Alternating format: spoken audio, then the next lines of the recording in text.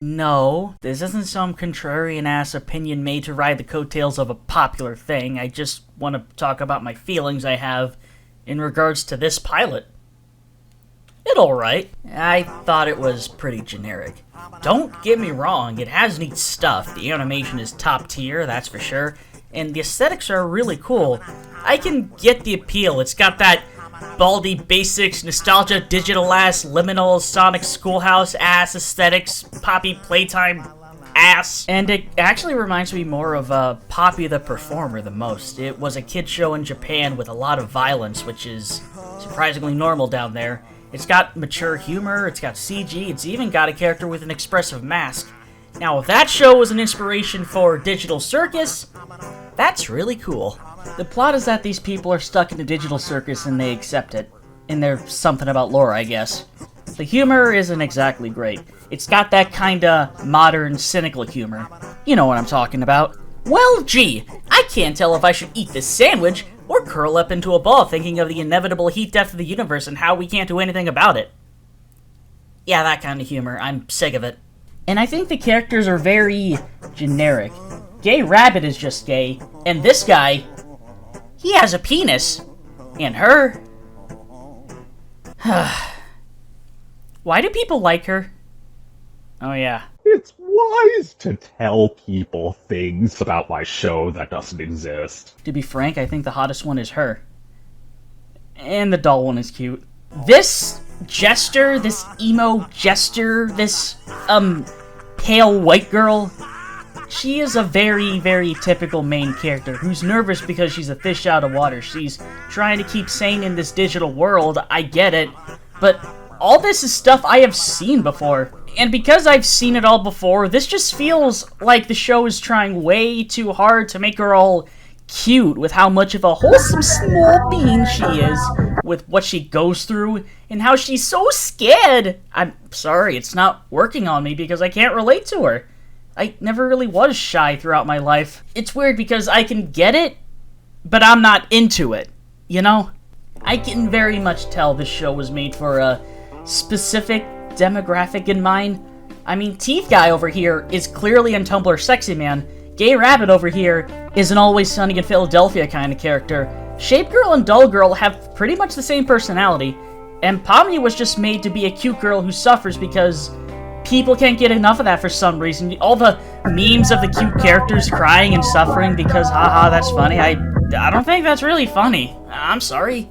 So, I think this pilot is pretty derivative, but I think it has potential to be better down the line. How? Y'all ever heard of hauntology? It's when the past haunts the present, preventing us from moving to the future. This pilot is all about the past and how, on the surface, it's all happy memories of nostalgia. Circus, colors, early computer graphics, even those tubes we crawled through in Chuck E. Cheese. But then, once the shy girl enters the exit door, she finds out that the digital circus isn't so happy after all. That's kind of the metaphor of growing up and why people love liminal spaces so much. It's like an adult looking into the past, seeing the curtains pulled behind all that spectacle. It's why she finds herself in an endless office building, because that's what it's like to work behind the scenes. It's really boring and kinda eerie with how bleak it is. I mean, yeah, things were not right because of that big black creature with all the eyes. That was, weird and kinda cool. I also like how Shy Girl still feels she's being forced into this blast from the past, and she doesn't think it feels right. As if being forced into the past is a bad idea because we're past the past.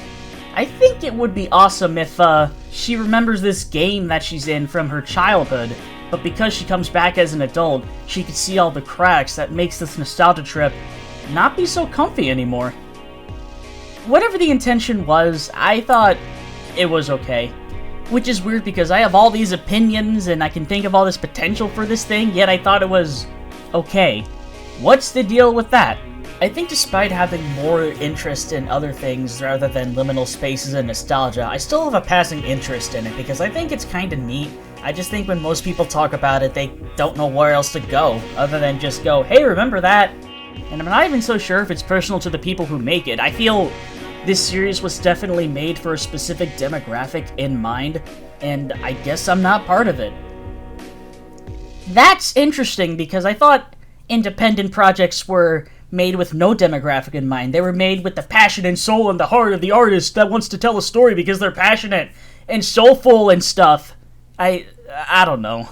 Nothing against the people making it at all. I really hope that this thing succeeds because they've got something good here for themselves and their audience. Like, there's something that they could go, yeah, this is awesome, and me, I'll just be like, yeah, that's cool, I guess. I mean, what am I? A YouTuber who makes money by hyperbolic statements on why X is the worst thing ever? What? Am I struggling for money because it's hard to get a job, so I try to get on the algorithm to get some money in these trying times? I want something entertaining, and you know what? The pilot was entertaining, so I'll give it that. Stay salty, everybody. This video was sponsored by me. I do commissions, and if you want to pay me to draw you stuff, hit me up.